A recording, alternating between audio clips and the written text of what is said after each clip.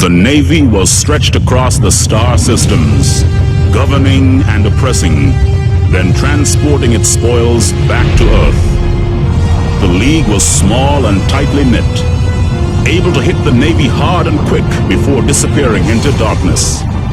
But when we heard there was a new threat to Galanaya, our home star system, the whole fleet felt the cold rush of fear.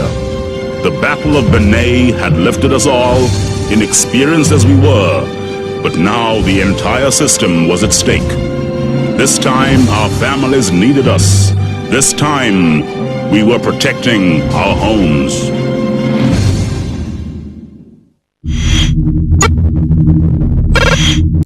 Lights on the 7 planets of Galanaya were extinguished as the invasion threat grew. We even built anti-reflectors over the phosphorus lakes of Acheron. They'd have attracted the Navy like moths to a flame. And somewhere on one of those terrified planets was the Father, watching, waiting, preparing himself and his army for the onslaught. Everyone knew the Earth wanted to take Galanaya and crush the League forever, but no one knew the Father. In those dangerous times, we trusted a stranger, and he, in turn, trusted us.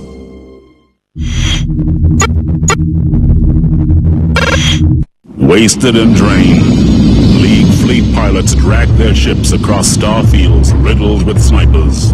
Friends lost friends, families lost sons and daughters. Brothers and sisters were torn apart in the Navy's drive to end the threat from Galanaya. We fought on, but we felt desperate. It took us so long to secure Galanaya that the Navy had time to regroup and look elsewhere for its spoils. This time, it would try to take Diomedes. League forces were split and struggling. We had too many rookies and a star system to lose.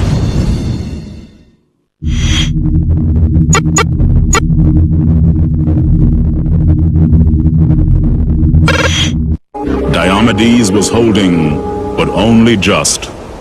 The League fleets knew it was all or nothing. If we lost that system to the Navy, there'd be nowhere left for the League to hide. The Tsar knew it too. His failed attempt to virus bomb Iris must have hurt him badly. We knew he'd want revenge. Diomedes was resource-rich and fertile. That much he'd want to save. But as pilots, we were totally dispensable. It was simple. Without Diomedes, the League was finished. Without the League, Diomedes was dead.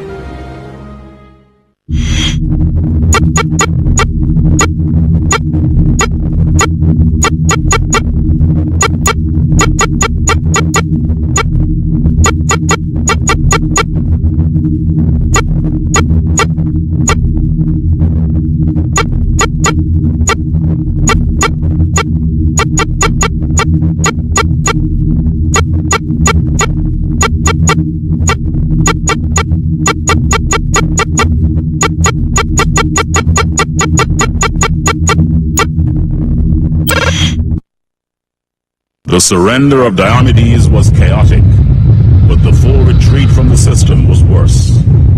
Shattered League ships crept back to the panic of Galanaya as the Navy tore through Diomedes, annihilating last pockets of resistance before they too turned on Galanaya. And now the judgment comes to pass. Dreadnoughts and destroyers spilled through the warp hole, and behind them came Tsunami, the Tsar's personal super titan. I have never before witnessed such a creation. Destruction is its only purpose. It has come here to wipe away the memory of the League and the Father. It has come to wreak the Tsar's vengeance. As we wait for death to sweep us away, I can only leave this recording to the vapors of space and hope that one of our kind lives to witness its message. And the lesson we have learned after these centuries of struggle: the Empire is all. It will never be defeated. Never.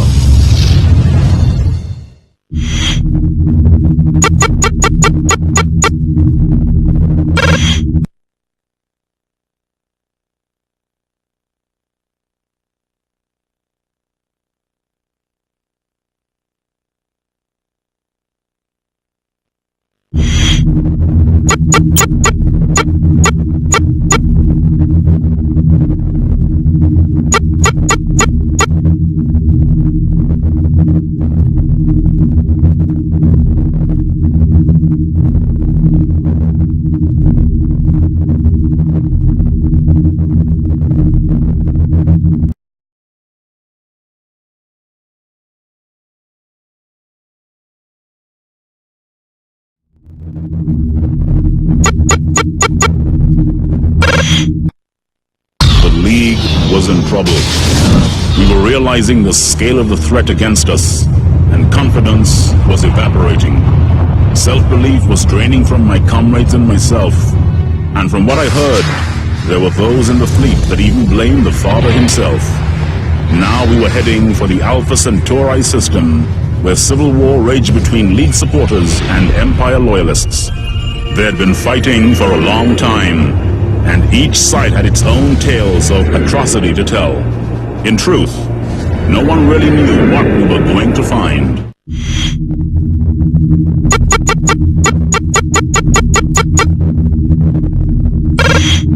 Attacks came without warning in Alpha Centauri. The loss of the comms craft threw us into disarray. Once loyal League pilots were sabotaging our patrols. They called themselves the Faction. But the League didn't realize a desperate situation, and we were paying the price. The Empire backed the Faction to the hilt. After all, no one knew the League like its own pilots. The Tsar promised glory tomorrow in return for treachery today. Then watch as the League ripped itself apart. There were accusations and interrogations, but how could anyone know which side even the interrogators were on?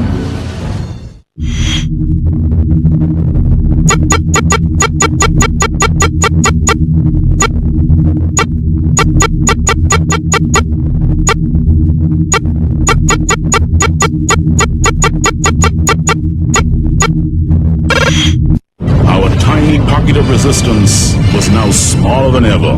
We'd lost good pilots and intelligent warriors to the Faction. We'd lost valuable ships and resources. And to be honest, most of us had lost the will to fight. We'd all joined this struggle with noble thoughts and aims. And now we were reduced to slugging it out with those who used to be our friends. No one knew if the Father could save us or himself anymore. It didn't seem likely.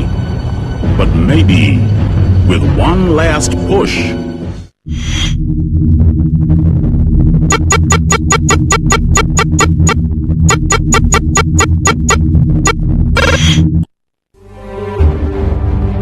When the command craft docked and the sellout began, we realized the dream was over.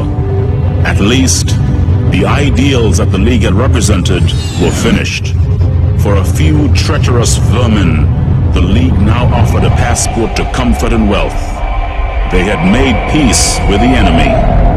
Their deal was this: in return for the chance to fly back to the colonies boasting of victory over the Empire, the Faction would ensure that theft and oppression could continue unchecked. The colonies welcomed back the League fleet and hailed them as heroes. But as the fanfares faded, the old life returned. The Faction made sure that the Earth was serviced with the resources it needed, and the colonies supplied what they had, until there was nothing left to give. Most of my loyal comrades were executed by the Faction. Just a handful managed to escape. One day, I hope we might rise again.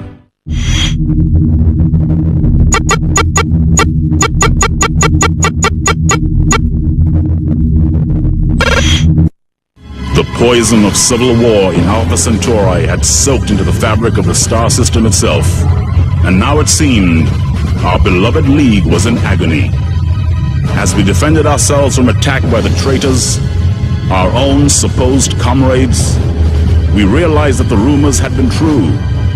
Those who felt there was a better way to control the League were trying to seize power for themselves. Saving the comms craft was vital. At least the command, and maybe even the Father, now knew of the threat. The question was, could we contain it?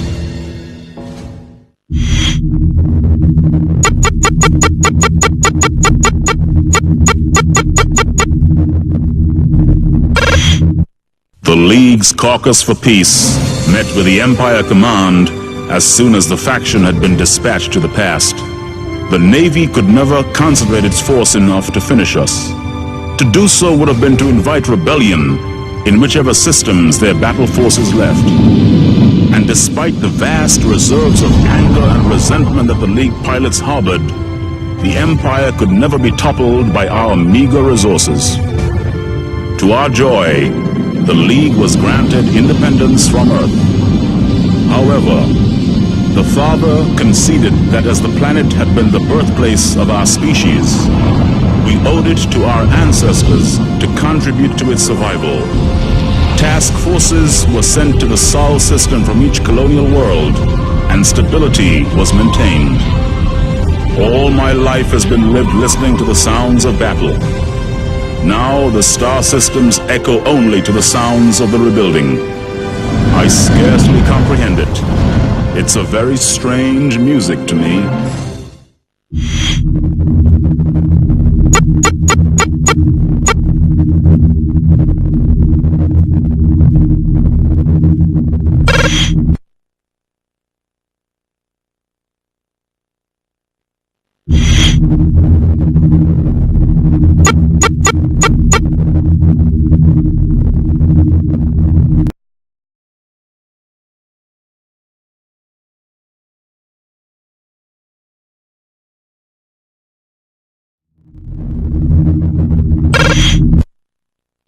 It had been a baptism by fire for the League's fleet.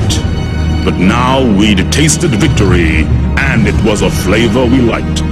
Though even in the midst of all that joy, there was bitter resentment against the Tsar.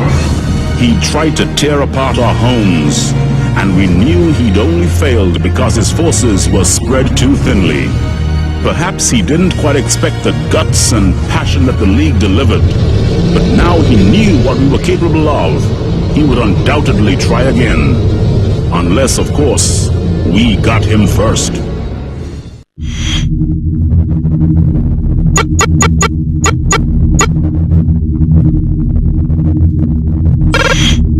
The Navy's attack sent the League reeling, but we still felt we were being pumped into the enemy's heart. To fly through the Draco system was to pass by the factories and fuel dumps that supplied the Earth Empire with its vast killing machines. If we were to damage the Navy's ability to defeat us, this was where it must happen. We couldn't waste our chances now that we were there, flying between the twin suns and past the prying eyes of a hated empire.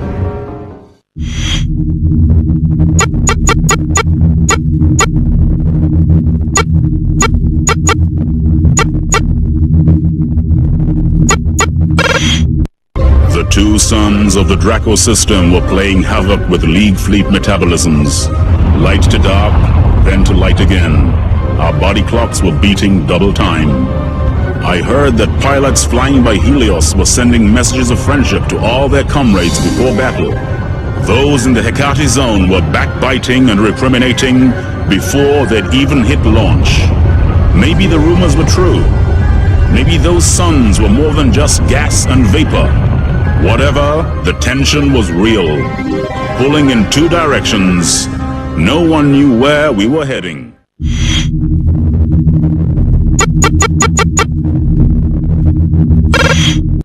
How many childhoods were lost around the rings of Selene or above the surface of Eurydice? Rookers were becoming hardened to the fluctuations of war as innocent fears were forgotten in the searing heat of battle. We hoped the Navy were learning those fears as we were losing ours. We were like an organism, cells working in harmony. We felt that Draco was falling to the League and morale was high. The capture of the Navy comms craft had severed their contact with Empire control. There would never be a better time to strike.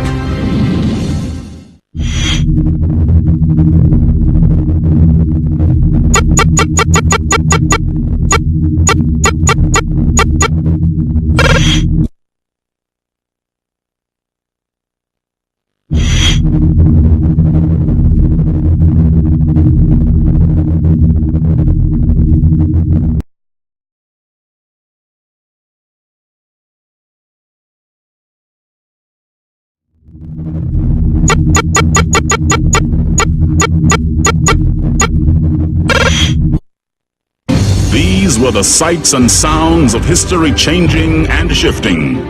Suddenly, the League of Free Worlds was closing in on Sol, the home of our enemies.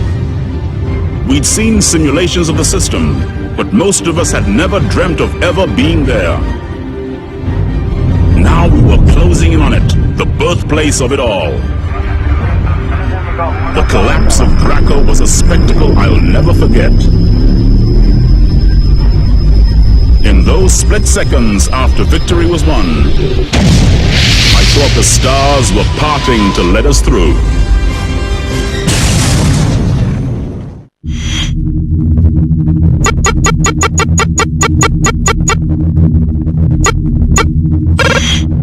The Sol system suddenly seemed a vast and lonely place. After the exhilaration of the flight from Draco, we began to realize that we weren't wanted there, that far from being an all-conquering liberation force, we were regarded as criminals breaking into the enemy's home, and they were ready for us. The Navy's forces had left us seriously depleted. We were in danger of imminent extinction. After we'd come so far, surely we couldn't allow that.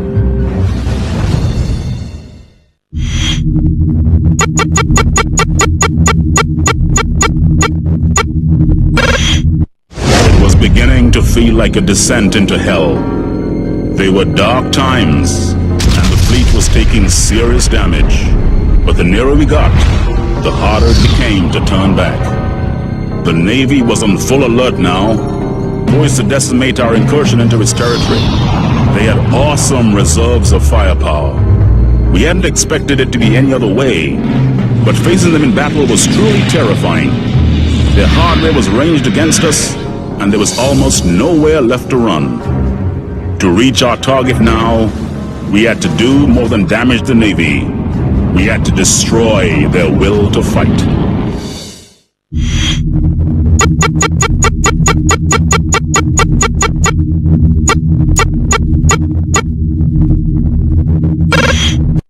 It was something we should have known. The Empire could never afford to be defeated in its own system. Draco might have fallen to the League, but Sol was not negotiable. The Empire would rather die struggling than allow the League to wrest control of the Earth. So the League fled, sealing the warp hole as it went. With that action, Sol was consigned to a slow and lingering death. Reports were hard to come by as we tried to satisfy ourselves with our grim victory. But they said that inside the ruined star system, a civil war was raging. The mighty Empire was tearing itself apart, fighting over the scraps that were left. It was no more than it deserved. And yet, should we have dispensed such a cruel form of death on our enemies? So many of them were loyal to the Empire by birth alone. Were they inherently evil? Whatever we felt, they were truly suffering now.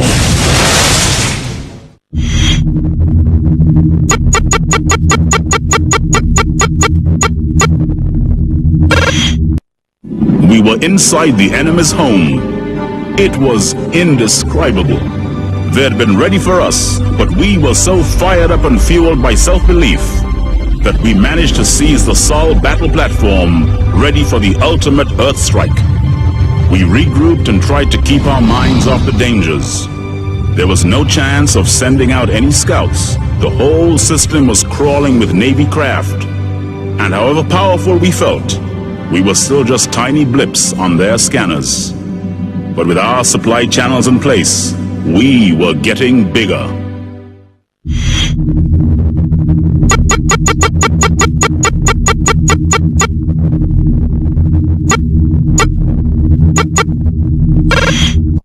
We had done well. Whatever happened, the League had broken the Empire's grip throughout the colonized worlds. To that extent, the job was done. But that wasn't enough. We knew the Father and the Tsar remained on a collision course. The Father could never accept a universe in which the Tsar still exercised his doctrines of greed and theft. As for the Tsar, his huge armed forces spoke for him.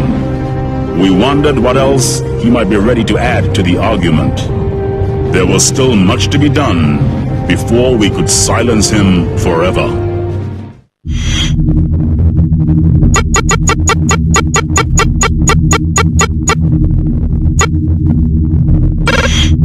We could feel the heat of Sol as we drew close to the Earth. This was the place our ancestors had set out from so long ago. Now, though, the Earth signified nothing to us except tyranny and oppression. It was a war that left a legacy of pain and destruction. Now it was within our power to consign centuries of genocide to the wastes of history. With one final assault, we could avenge our forefathers and destroy the Empire forever. That was what we believed and what we hoped for. It was up to us now, and us alone.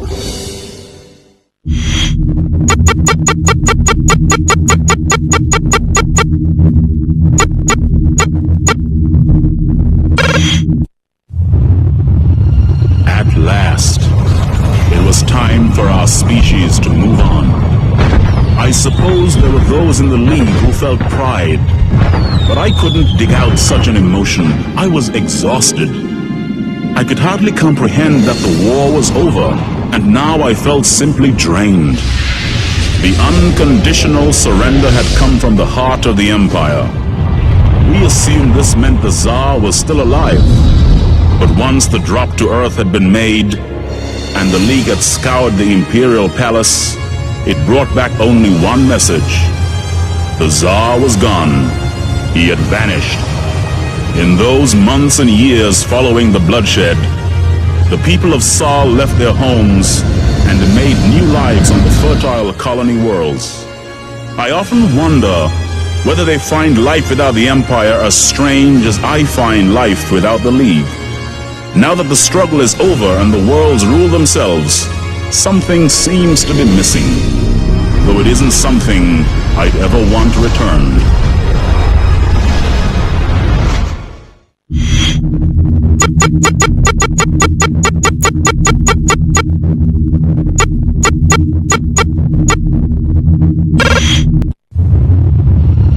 At last, it was time for our species to move on. I suppose there were those in the League who felt pride, but I couldn't dig out such an emotion. I was exhausted. I could hardly comprehend that the war was over, and now I felt simply drained. The unconditional surrender had come from the heart of the Empire. We assumed this meant the Tsar was still alive, but once the drop to Earth had been made, and the League had scoured the Imperial Palace, it brought back only one message. The Tsar was gone. He had vanished. In those months and years following the bloodshed, the people of Sol left their homes and made new lives on the fertile colony worlds. I often wonder whether they find life without the Empire as strange as I find life without the League. Now that the struggle is over and the worlds rule themselves, something seems to be missing, though it isn't something I'd ever want to return.